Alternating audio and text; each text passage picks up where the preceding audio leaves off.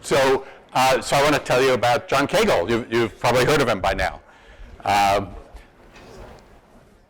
He's famous. He's on the cover of this book that Andrei Sverenchik and Haro Mas put together. Here's the photograph on the front, a better example of the photograph.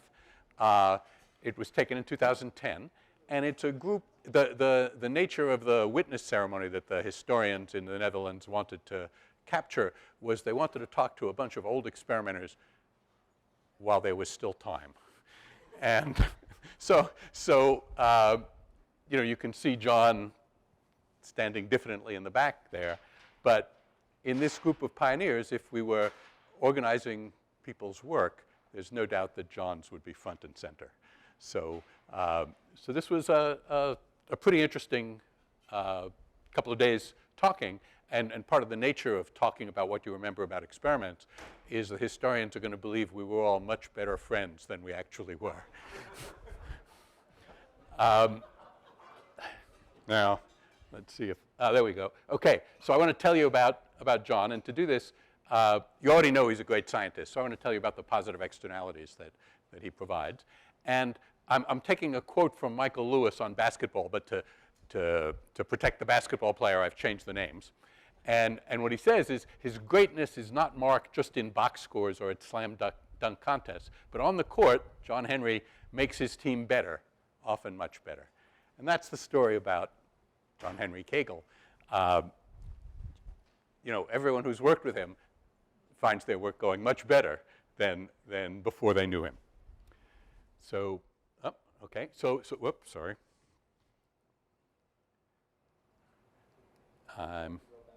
I was trying to go back, but there we go. Oh, thank you. Okay, so let me tell you about some of his externalities. Here's a snippet from his CV. And you'll notice that he came to the University of Pittsburgh in 1988 and then later went in 1999 to Ohio State University. And we've already heard about those transitions. But notice that part of his title at both places was Director of the Economics Laboratory. So I came to Pittsburgh from Illinois in 1982. And when I was at Illinois, I worked a lot with my late colleague Keith Murnian. And organizing the lab was no problem. It seemed to organize itself. So I thought that, organizing a lab was no problem. But when I came to Pittsburgh, somehow things just didn't seem to work automatically until John came. And then I was right. Organizing a lab is no problem. With John there, everything worked very smoothly. Okay, so John and I also, over a 20-year interval, we also edited 2 handbooks of experimental economics. And editing a handbook and soliciting chapters from famous authors is an exercise in public goods provision, because the public good is everyone would like to have their chapter be as up-to-date as possible when the book comes out. So it would be good if everyone bought all their chapters early. And for instance, in the first handbook, the very last chapter to come in was the chapter on public goods. But mostly when and I won't tell you about the second volume. But again, my job as an editor was pretty easy. I mostly just had to concentrate on my own chapters, because somehow herding all those cats just happened. They're all afraid of John. So John, when John's on the court, the whole team plays better. Okay, and he had other books, of course, and we've heard about some of them already.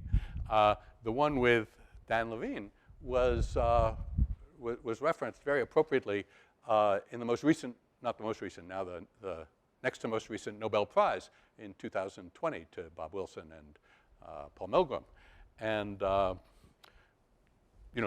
committee in their report, of course, talked a lot about the winner's curse, and everyone understood that these experiments had played an important role.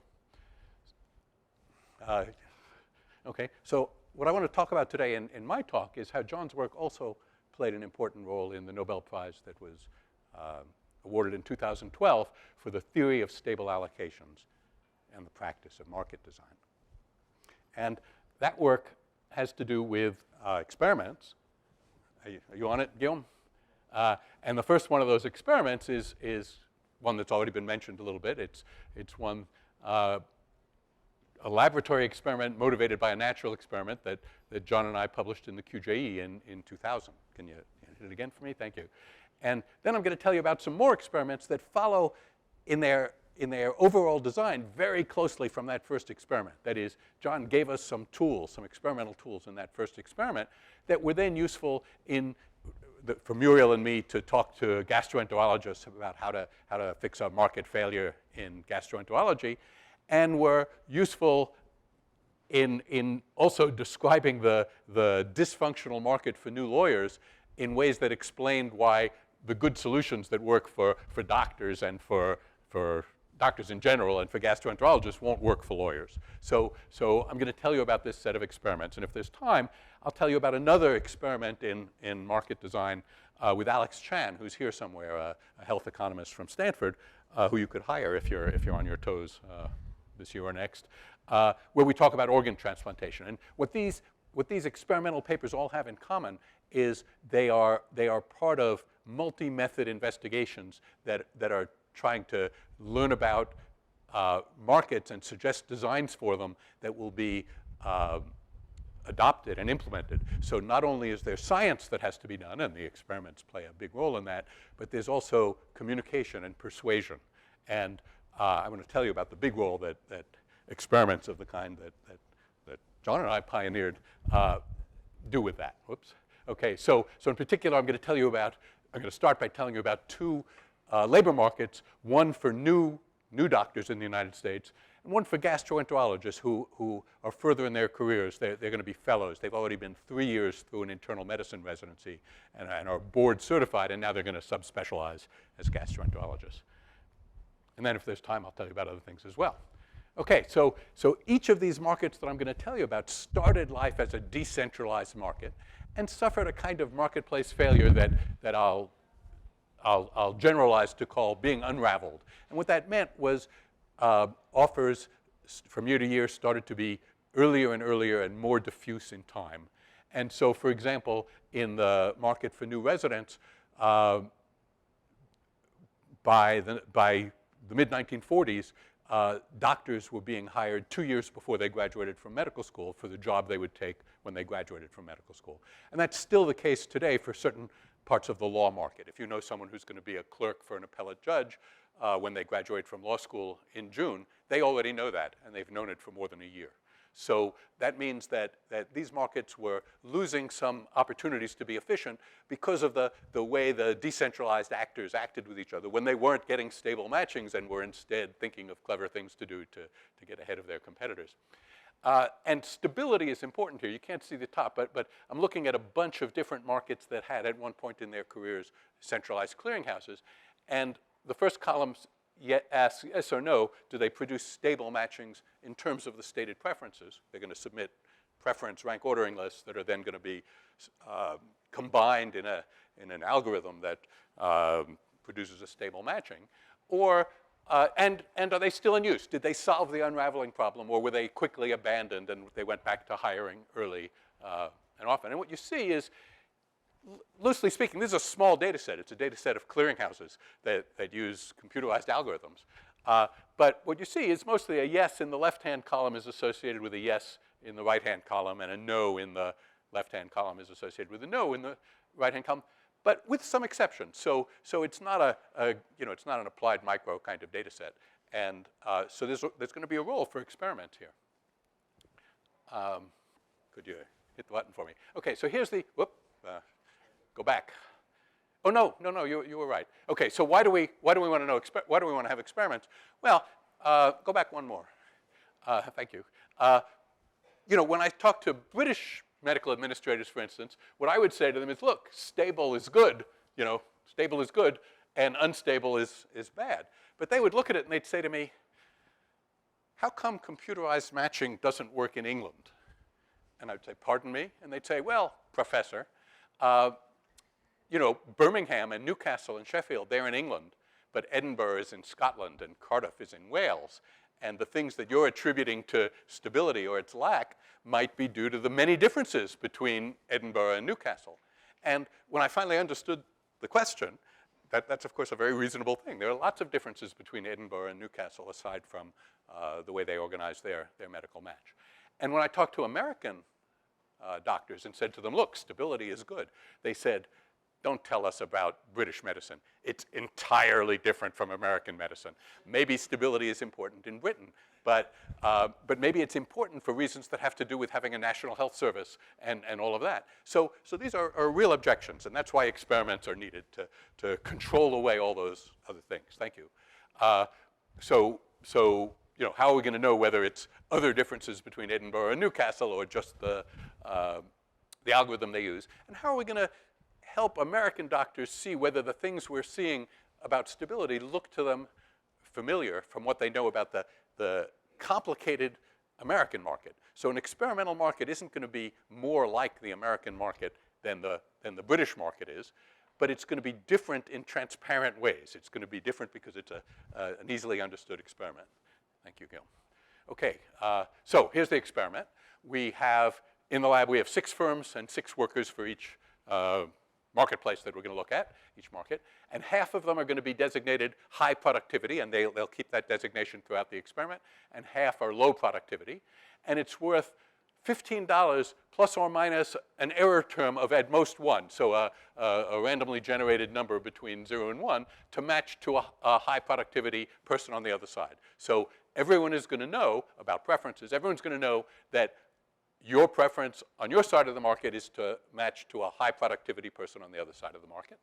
And it's worth $5 plus or minus at most 1 to match to a low productivity person. So what players will know about each other's preferences and about where they fit into them is if I'm a high productivity firm, I know that I'm one of your top, and you're a worker, I'm one of your top 3 choices.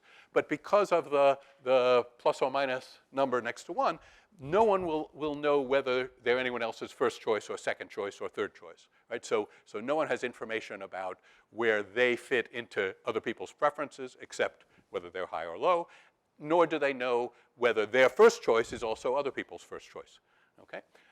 And we created 5 games that we discarded games where there were any ties. So we created 5 games with strict preferences. Then we permuted them and created 25 games so that as people are going to play this for 25 periods, they would never play the same game twice. So they would never know the preferences. They might be playing in a game that had been played before, but they would have had a different role. They would have been firm 1 instead of firm 2, that kind of thing.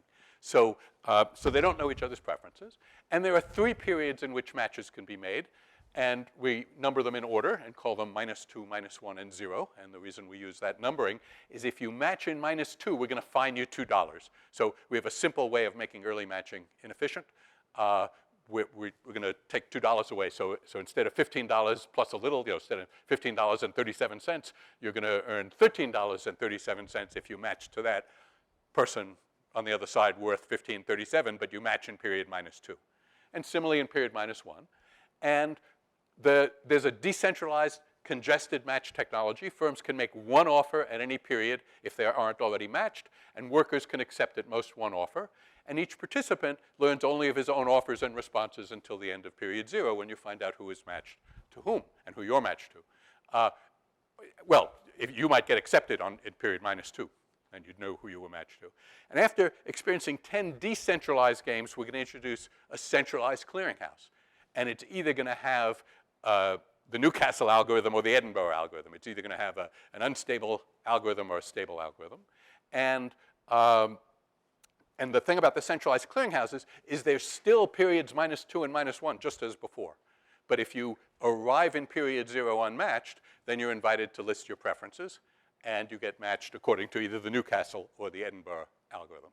Okay, either the unstable algorithm or the stable one. Could I have a?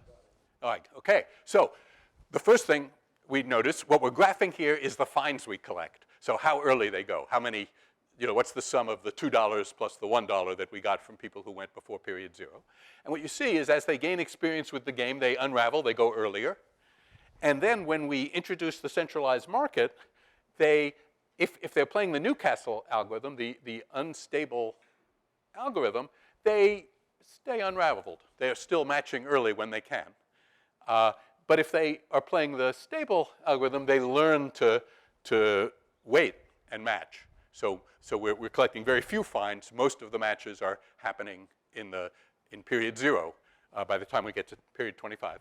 And this sort of confirms, it conforms with what we saw in the field.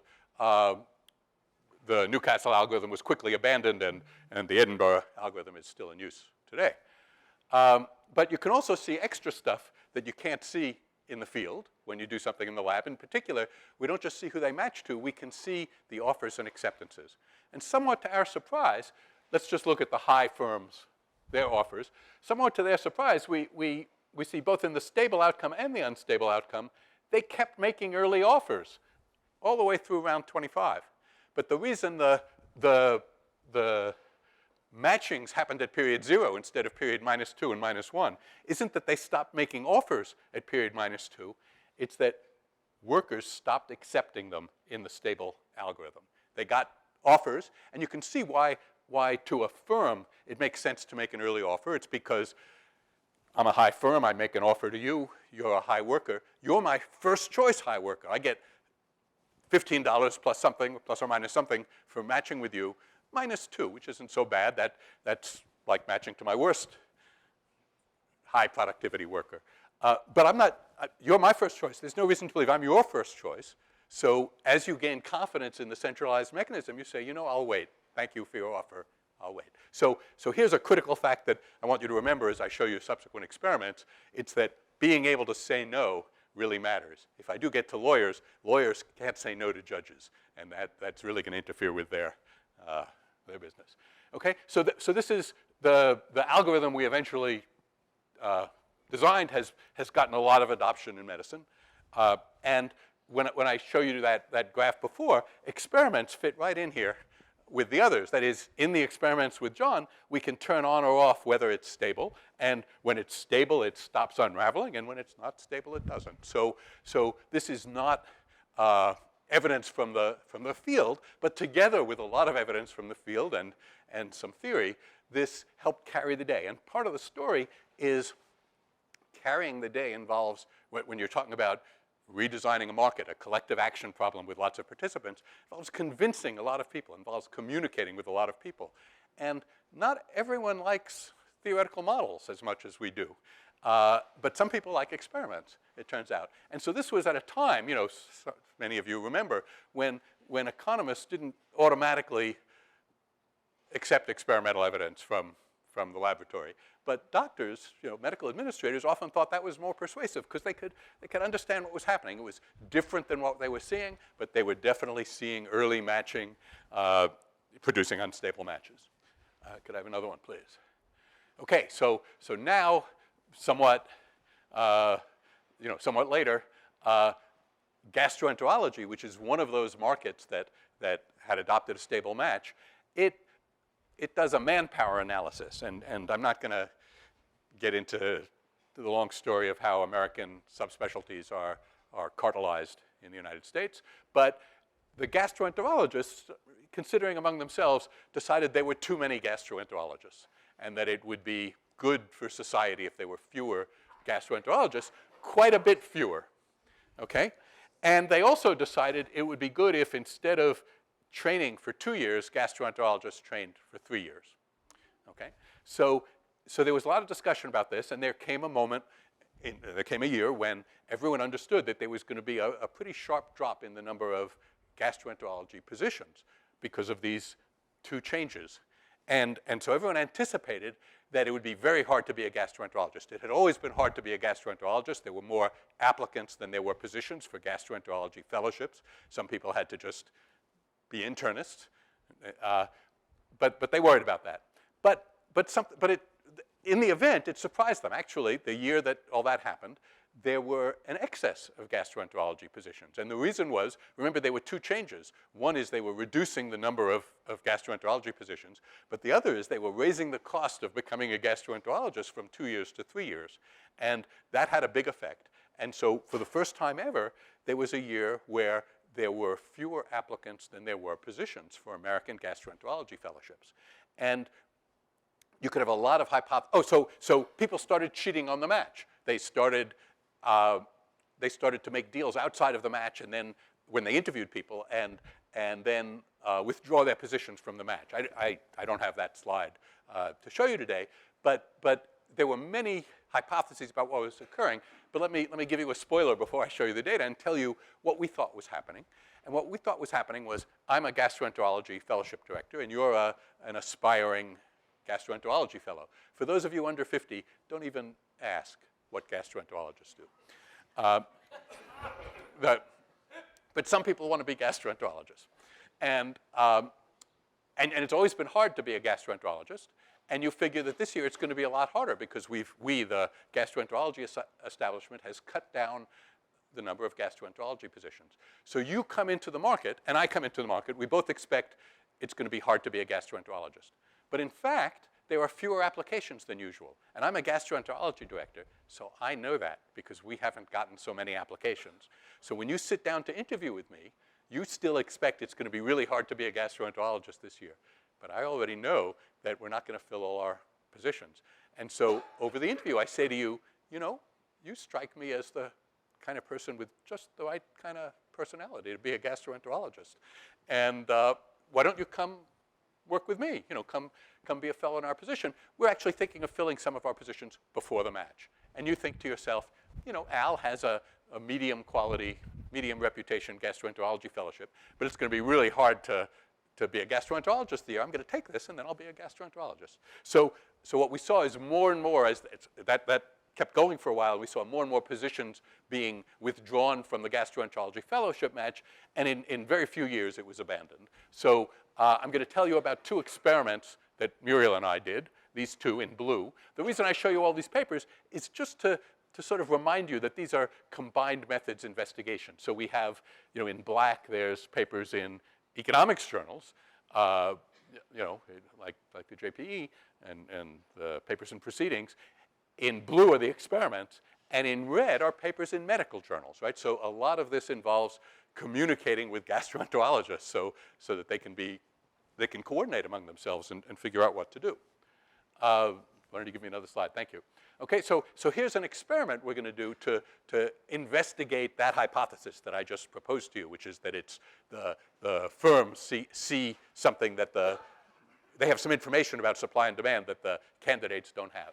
So this is a very Kagel-Roth kind of environment. We're using exactly the same kind of thing. We're more sophisticated. We say 150 points instead of $15, and plus a private value in an interval. But this is exactly the Kagel and Roth environment that we're going to do in periods -2, -1, and 0.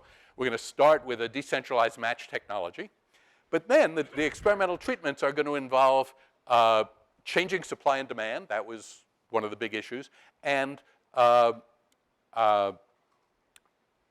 introducing, after a bit, a centralized matching technology with a shock that will come. And we'll have an information condition about who sees the shock.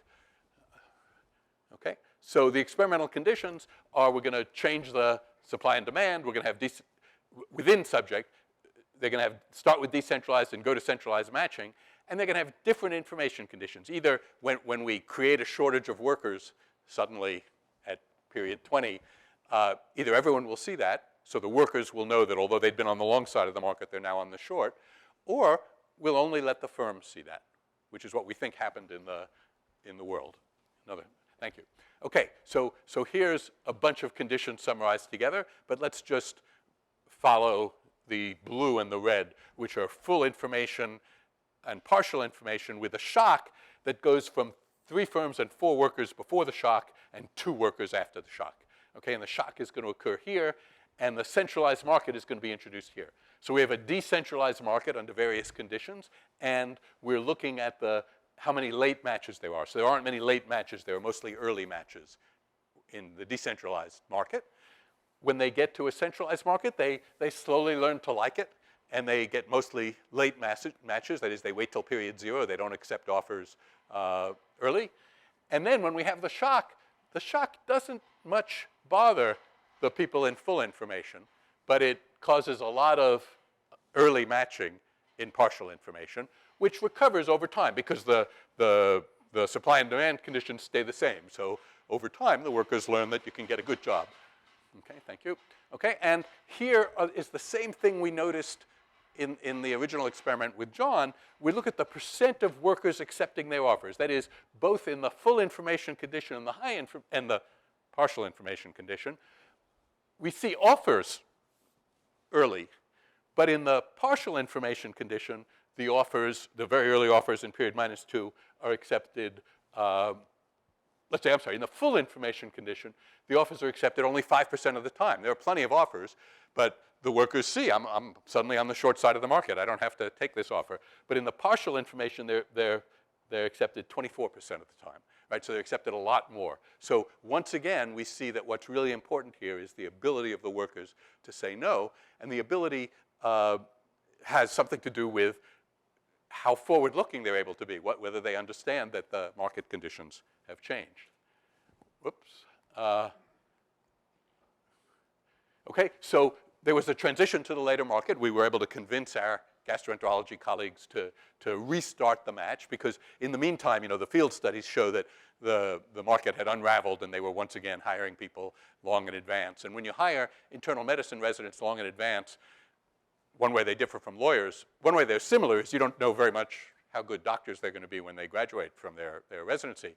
But it turns out, we had people tell us, when you interview first-year internal medicine residents, during the interview, they tend to fall asleep because you're allowing them to sit down, and they're sleep deprived. So interviewing them is hard.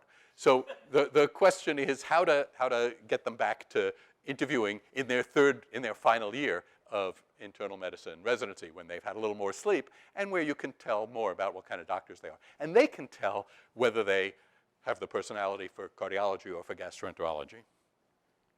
Okay, thank you. Can I? So as we're getting ready to do this, and it takes a couple of years, the question is, how are we going to move the whole profession from hiring 2 years in advance to hiring 6 months in advance? And because that means they're going to have to forego their usual hiring. They're going to have to not hire people 2 years in advance, not hire them 1 year in advance, and wait to hire them.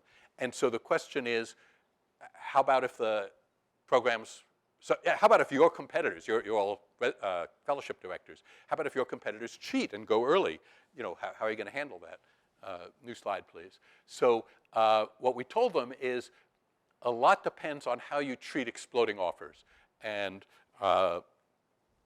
in fact, many markets have rules about how offers are made and accepted and rejected. And the markets that are unraveled are the ones, this is from a field institutional study, it appears that the markets in which transactions are made early at uncoordinated times are the ones that have exploding offers that are binding commitments, right? Exploding offers that are, once you've said yes to my early offer, you have to come. And you all have experienced this, because when we admit people to PhD programs, the Council of Graduate Schools has a nice set of rules that say that you're not obligated to respond to an offer of admission until April 15th. And it's written in a nice way. It says you don't have to answer before April 15th. And then, reading between the lines here, it says, but maybe someone will give you an offer that explodes before April 15th. What should you do then? And it says, go ahead and accept it. In those instances in which a student accepts an offer before April 15th and subsequently desires to withdraw that acceptance, the student may submit in writing a resignation of the appointment at any time through April 15th. So it says, if I try to capture your graduate students by making them exploding offers early, I can't really capture them, because when you make them an offer and they prefer to go to you than to me, they can just change their minds. And of course, we don't see a lot of people changing their minds. What we see is not many exploding offers, right? This kills the exploding offer equilibrium. So that's the experiment we want to do. And so here's another Kagel and Roth kind of experimental design, except the way we're going to make it costly to go early is by interfering with match quality. We're going to have something with a little more verisimilitude. So in particular, firms have applicants that you can see right away. So firms are called 1, 2, 3, 4, 5, and those are their qualities. But applicants get their qualities by getting a signal in periods 1, 4, and 7. And so, and their quality is ordered by the sum of their signals. The person with the highest signal is quality 6, and 5, highest sum of signals. So you can't see who the best students are unless you wait till after period 7, okay? And efficient matching is assortative. You get everybody gets X times Y, their quality times the other side's quality, where it's final qualities, not how you looked when you were in kindergarten. So the cost of early matching is bad matches due to uncertainty about quality. Okay, and we have 3 conditions: exploding offers that are, and acceptances are binding, and then a condition where you can change your mind, and a condition where you can't make exploding offers. You have to make just open offers. And here's what we see. These are the number of signals that people are waiting for before matches are consumed. And what you see is here they're waiting almost to the end of the signals, right? After there are 3 signals, you know who can be matched to whom, but except in the exploding offer with binding acceptances. They're matching very early.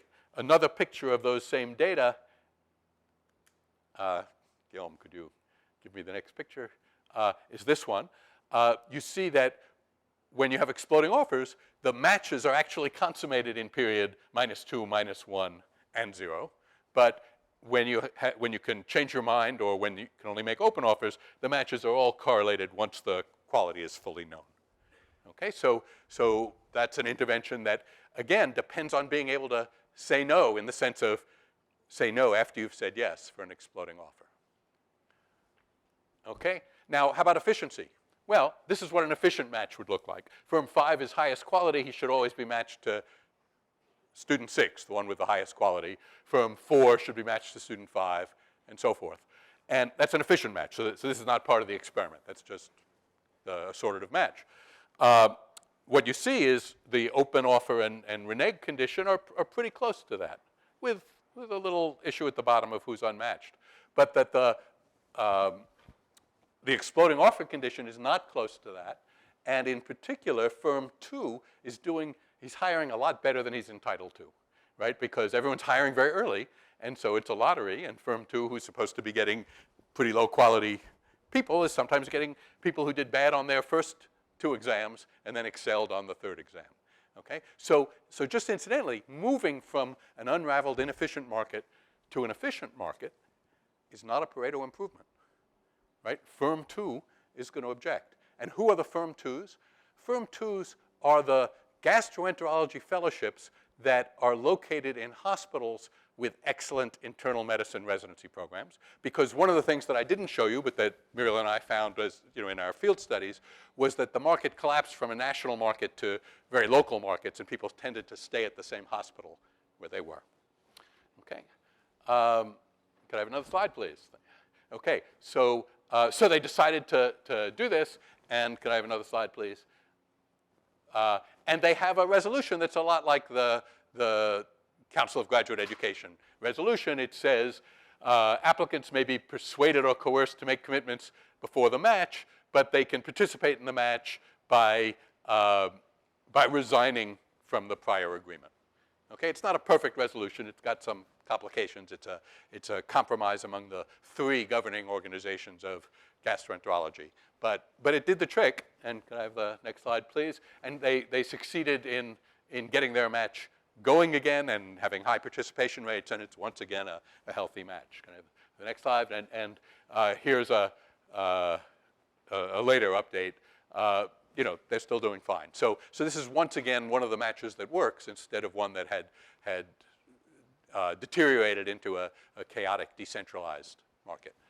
Next, please. Okay, now just let me tell you that not all design studies end in resolution of the problem. And so among the things we've studied is new lawyers, and not just, well, both for big law firms through summer associateships and appellate judges. And appellate judges have in the last 40 years, they've tried around 15 times to move the date of hiring into the 3rd year. But there's always steady cheating, and it moves backwards, and it's pretty unraveled right now. And one of the things we get asked is, why not propose a centralized match for the judges. Why not do that? It seems to work for the gastroenterologists, works in a different way for the orthopedic surgeons. Let me just make a remark about that, because experiments, of course, abstract away from the world. So Muriel and I also got to talk to orthopedic surgeons. And we were so clever when we talked to them, because we'd already dealt with gastroenterologists. So we said to them, probably you can't just make a rule to stop people, to make people only make open offers, because that's what the gastroenterologists had said to us. They said, we're not that kind of organization. We're like the American Economic Association. We can't make rules about what departments do.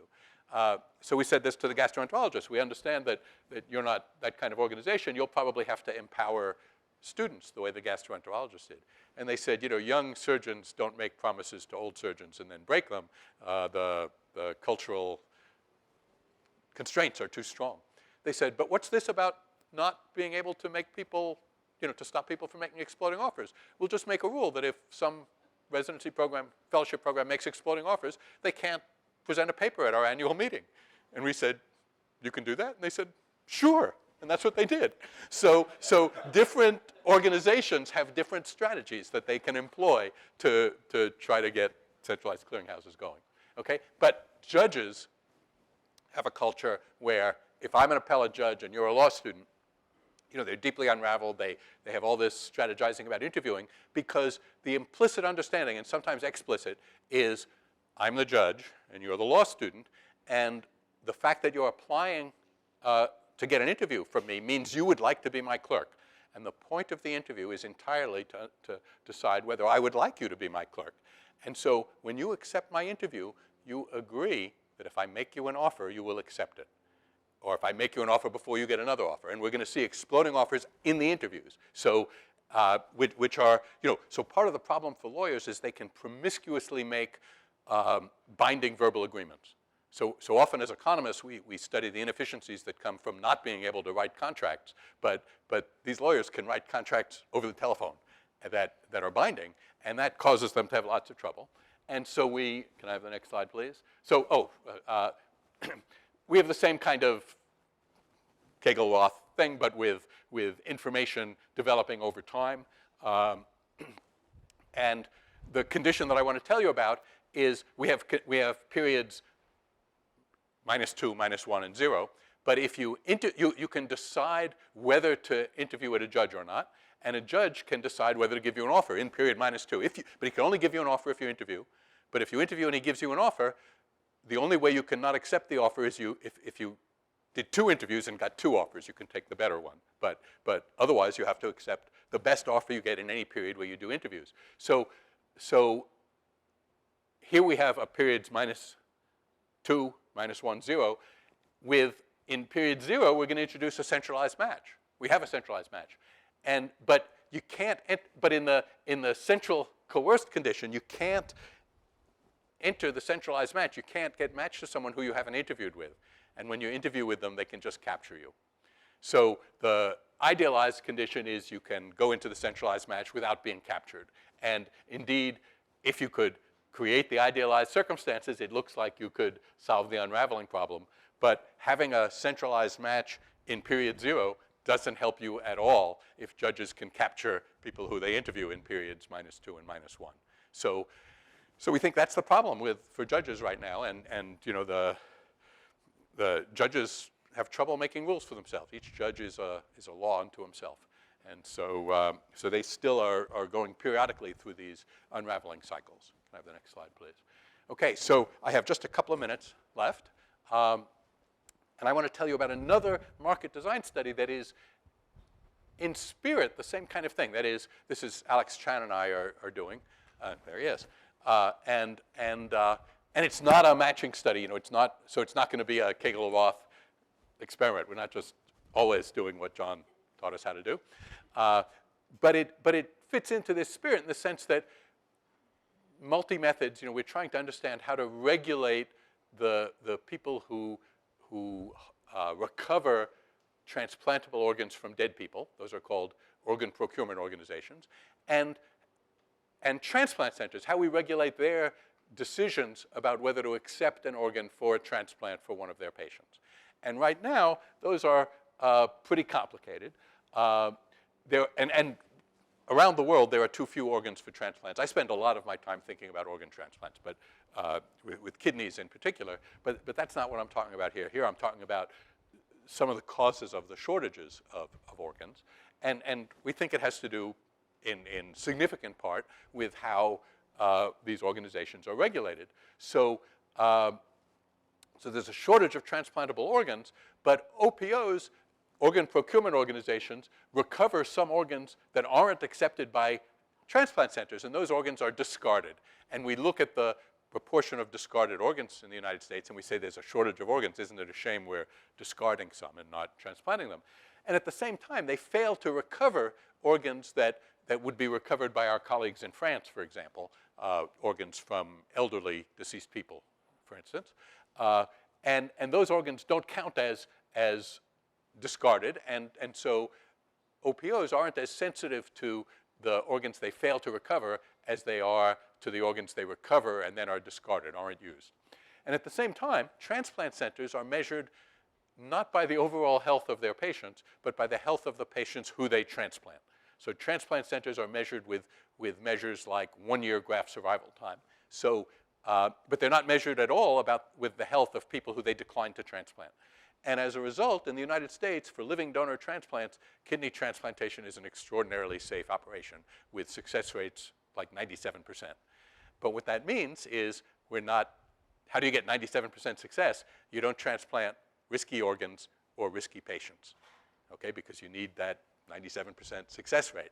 And the fact that you won't take risky organs is going to have an effect on the organ procurement organization. They're going to start only recovering very safe organs and so forth. So Alex and I think that what we need is a set of regulations that will try to make OPOs and transplant centers more allies and be measured by the overall health of the pool of people with, say, kidney failure. So we've got an experiment on kidneys, and I'll tell you about it very briefly, but I want to tell you a way that Alex invented for dealing with the uncertainty. You know, one of the things I told you so far is when John and I did our experiment, we made going early costly by fining people for going early. And then, you know, when Muriel and I, and we did it with the law experiment as well, when we wanted to make going early costly, we did it because of mismatches. There was uncertainty about quality that resolved over time. So Alex's innovation that lets us go ahead with this experiment is the organ procurement organizations are going to get a pair of identical jars. Those are going to be kidneys. Think of them as kidneys, full of red and blue balls. And the OPO can't actually see the quality of the jars, but they know whether it's high quality, lots of blue balls, or low quality, lots of red balls. And eventually, we're going to be interested in draws from jars, which I'll tell you about, well, draws from urns. And a blue ball will be a good health outcome, and a red ball will be a bad health outcome. And we want to start thinking about regulation in terms of good and bad health outcomes. So player 2 is a transplant center.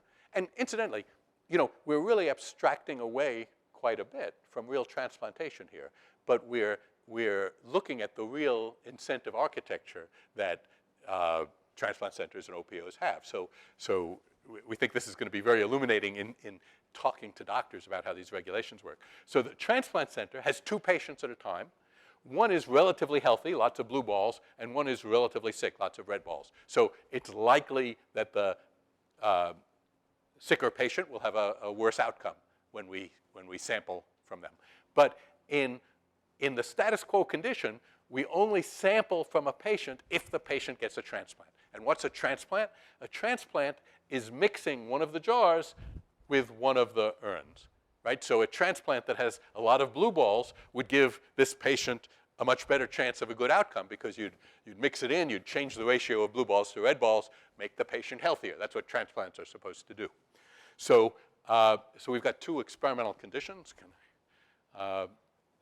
Okay, but the stage game. Let me tell you the stage game. The stage game is the organ procurement organization sees the jars and gets a rough measure of quality and can decide to decline both jars, not to recover organs from the patient, in which case that period game is over, right? Nobody gets any payoffs. Or he can offer both jars, 2 kidneys, to the transplant center, which can accept one or both. If they accept one, the transplant center can choose which patient to transplant, the healthier or the sicker one. And it can also accept both and transplant both patients. Next slide, please.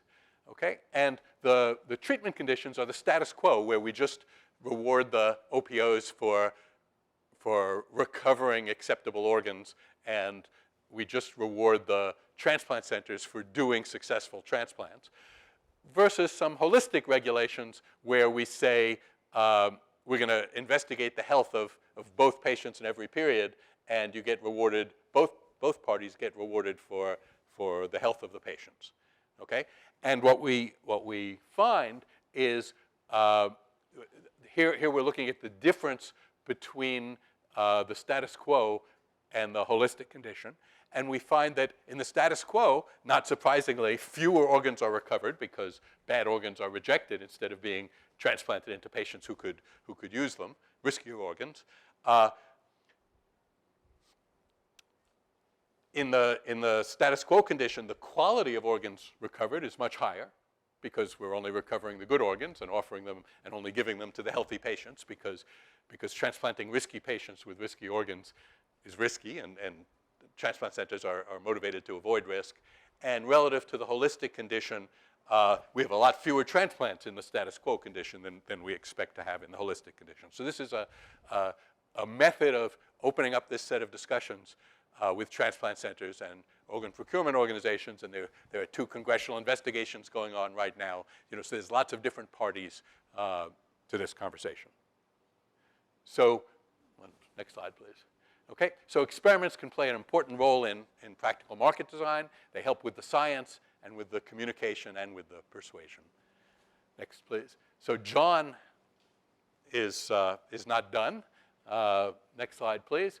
We've already seen his canine flight lab in Ohio, but I think he didn't emphasize an aspect of that which speaks about his future ambitions. Next slide. Look at the height of the ceiling. Right? That dog is going to learn to fly. Next slide, please.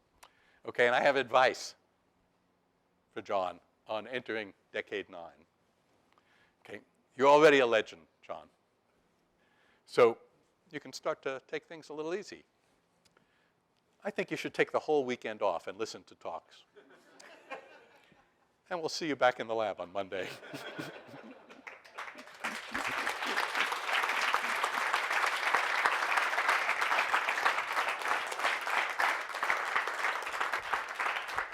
Let's also give a round of applause for the organizers of this wonderful event.